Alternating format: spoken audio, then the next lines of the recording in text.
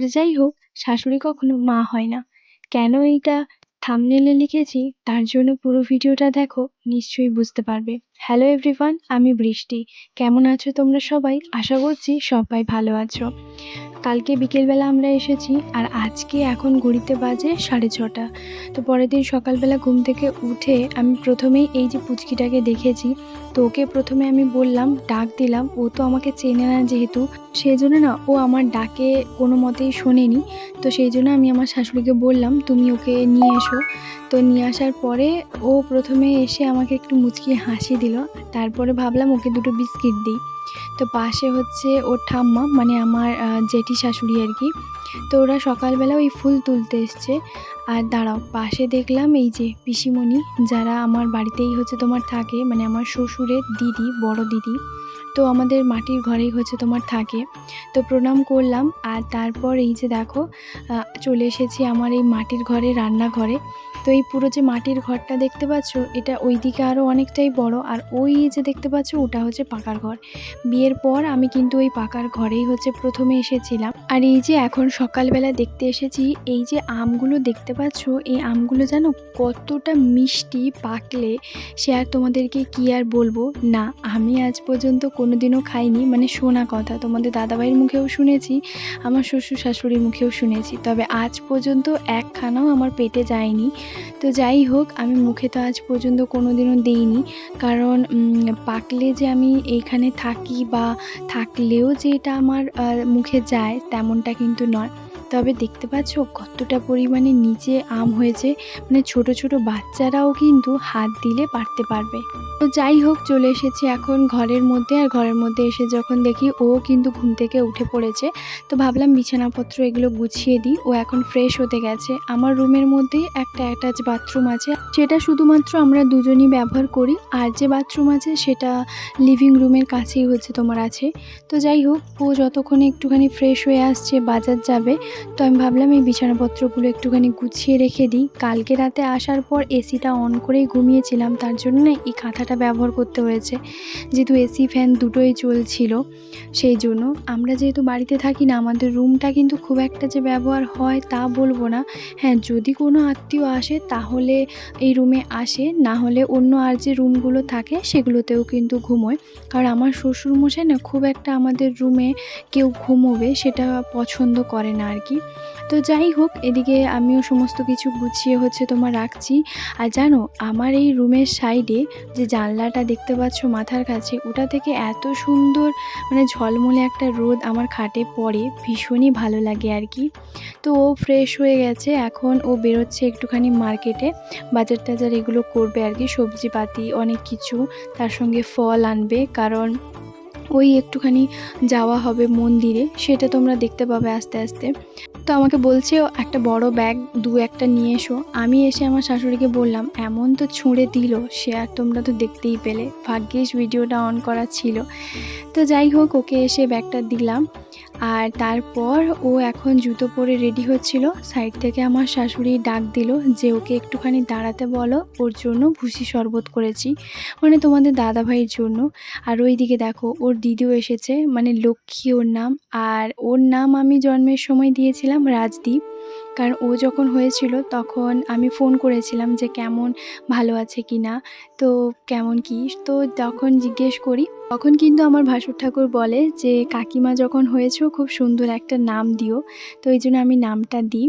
তো এবার তোমাদেরকে বলি, এই যে দেখো এক গ্লাস শরবত নিয়ে তোমাদের দাদাভাইয়ের কাছে হচ্ছে তোমার গেল, শুধুমাত্র ভুসি আর চিনি দিয়ে যে শরবতটা হয় সেটাই বানিয়েছে। তবে ও যখন খাচ্ছিল তার মাঝখানে আমাকে শুধু একবার বলে, তুমিও কি খাবে, তোমার জন্য তাহলে করতাম, করিনি তোমার জন্য, এক গ্লাস করেছি। এই কথাটা শোনার পর না, এটা যে আমার সঙ্গে এইবারটা ঘটেছে এমনটা নয়, বহুবার 4 বছর বিবাহ জীবনে বহুবার ঘটেছে। নিজের ছেলের জন্যই এক গ্লাস শরবত করে, কখনোই আমার জন্য করে না। তো যাই হোক, আমিও কিন্তু তোমাদের দাদাভাই কাছে দাঁড়িয়েছিল, আমিও কিন্তু মুখের ওপর বলে দিই নিজের ছেলেকেই খাওয়ান, আমার জন্য না করলেই হবে। তো তারপরে তোমাদের দাদাভাইও বলে, একদম কথাটা সঠিক কথাই বলেছে, ঠিকই বলেছে। যদি এবার থেকে কোনোদিনও আমার জন্য 1 গ্লাস শুধুমাত্র করো, তাহলে কোনোদিনও তুমি আমাকে আর 1 গ্লাস দেবে না। করবে যদি ওর জন্যও করবে, নাহলে একদমই করবে না। তো এই কথাটা শুনে আমার শাশুড়ি মুখটা একটুখানি ভার হয়ে গেলেও তারপরে কিন্তু উনি এই যে বসেছেন এখন পালো শরবত করতে। তো আমি একা তো আর পালো শরবত খেতে পারবো না।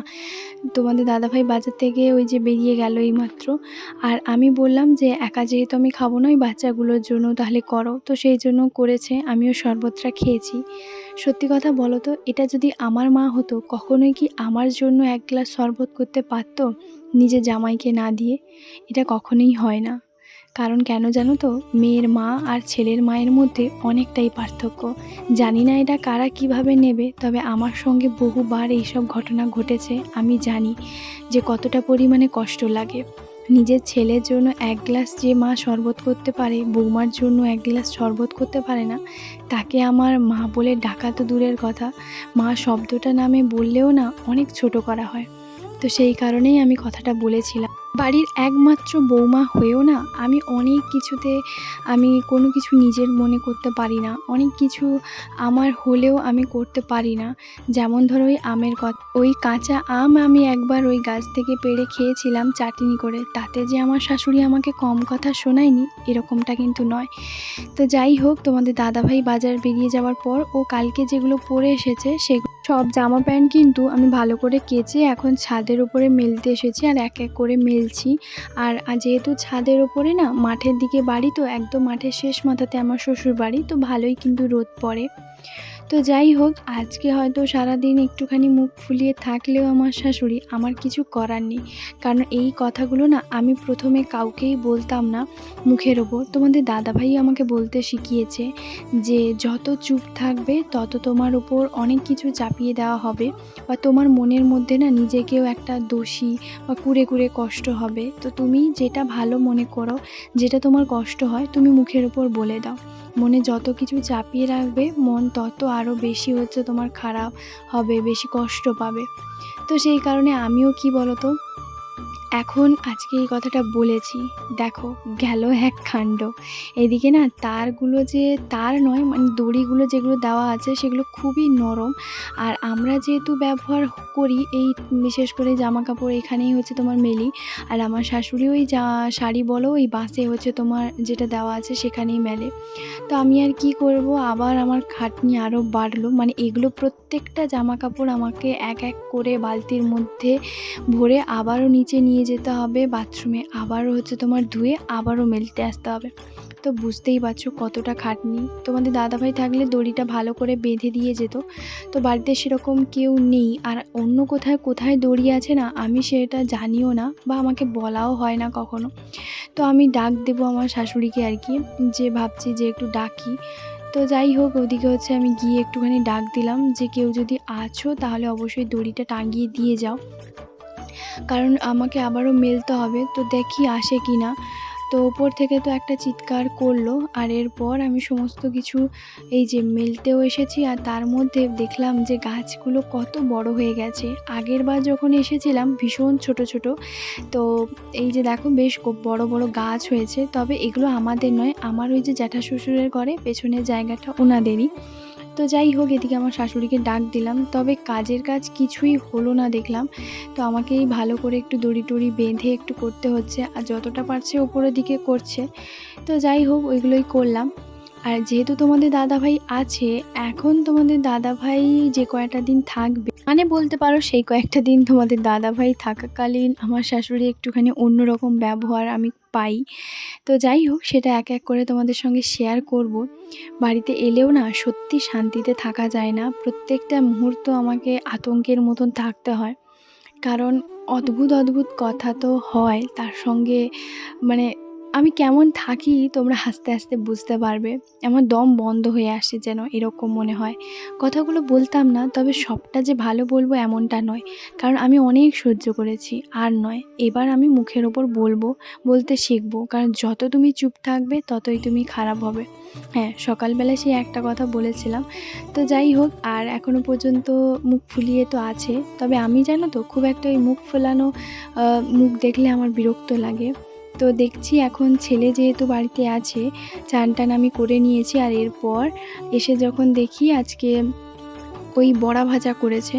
তবে একটা কথা বলবো, আমার শাশুড়ি যে কয়েকটা দিন আমরা থাকবো, প্রত্যেক ঘরে এটাই হয়, আশা করি তোমরাও জেনে থাকবে, যে ছেলে বৌমা এলে ছেলে বৌমার নিজের মতন করে রান্নাবান্না এটাই হয়, এটাই স্বাভাবিক।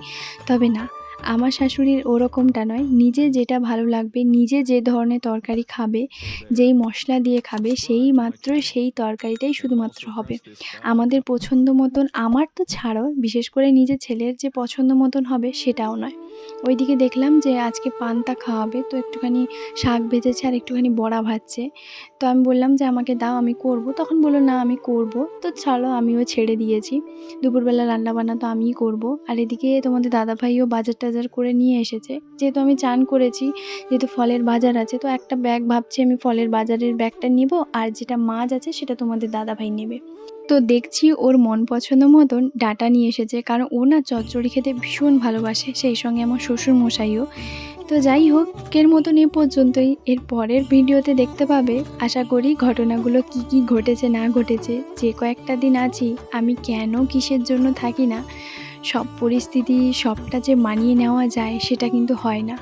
তো যাই হোক, চলো আজকের মতন এ পর্যন্তই। কেমন লাগলো ভিডিওটা অবশ্যই কমেন্ট করে জানিও। পরের ভিডিওর জন্য অবশ্যই চ্যানেলটাকে সাবস্ক্রাইব করে রাখতে ভুলবে না। টাটা সবাইকে।